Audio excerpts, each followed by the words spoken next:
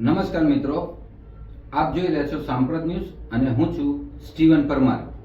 ગઈકાલે ઠાસરા ખાતે સમૂહ લગ્નનું આયોજન કરવામાં આવ્યું હતું। ખ્રિસ્તી સમાજ દ્વારા સમૂહ લગ્નનું આયોજન કરવામાં આવ્યું હતું, જેમાં ખ્રિસ્તી સમાજના 7 યુગલોએ પ્રભુતામાં પગલાં પાડ્યા હતા। આ સમયે અસંખ્ય જનમેદની ઉમટી પડી હતી। તેવા સમયે ઠાસરાના ધારાસભ્ય પણ હાજર રહ્યા હતા। ઠાસરા ખાતે ખ્રિસ્તી સમાજ સમિતિ દ્વારા સમૂહ લગ્નનું આયોજન કરવામાં આવ્યું હતું।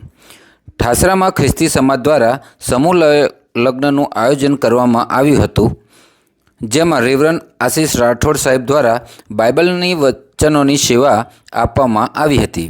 રેવરન શરદ મેકવાન સાહેબની આગેવાનીમાં 7 નવ યુગલોને પ્રભુતામાં પગલાં પાડ્યા હતા। ખ્રિસ્તી સમાજના આગેવાનો દ્વારા પણ અનેક સલાહ સૂચનો પૂરા પાડવામાં આવ્યા હતા। સમૂહ લગ્નમાં મોટી સંખ્યામાં જનમેદની અને માનવ મહેરામણ નવયુગલોને આશીર્વાદ આપવા માટે હાજર રહ્યા હતા। લગ્ન બાદ નીતેશભાઈ અને તેમના પરિવાર તરફથી જમણની વ્યવસ્થા કરવામાં આવી હતી। સમૂહ લગ્નમાં અનેક દાતાશ્રીઓ દ્વારા દાન આપવામાં આવ્યા હતા, તેમજ અનેક દાતાઓએ દાનોના વચનો પણ આપ્યા હતા। તેમજ લગ્નમાં જોડાયેલ નવયુગલોને સમાજ દ્વારા સારું એવું કરિયાવર આપવામાં આવ્યું હતું।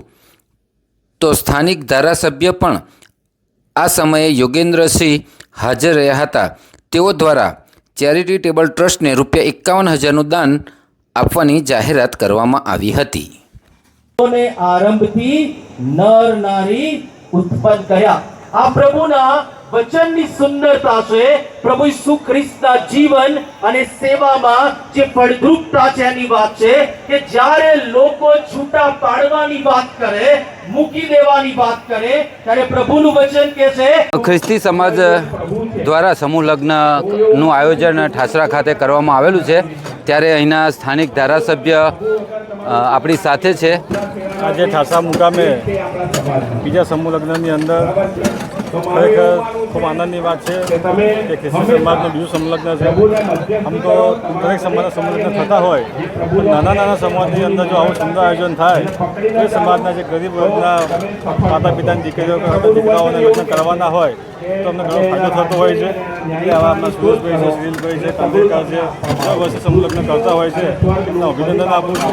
આવતા વર્ષોની અંદર પણ સમાજ માટે કંઈ કરવું હોય તો સૌથી શ્રેષ્ઠ ગરીબ દીકરીઓને પૂર્ણ પરિણામ જોઈએ, છતાં એમના કારણે કંઈ કરવું જોઈએ। એ ખરેખર ભગવાનને આભાર માનું છું કે આવા માણસોના લીધે સમાજની અંદર આગળ આવશે। ભવિષ્ય અંદર આવા સમૂહ કરતા રહો એવું તમને કહું છું।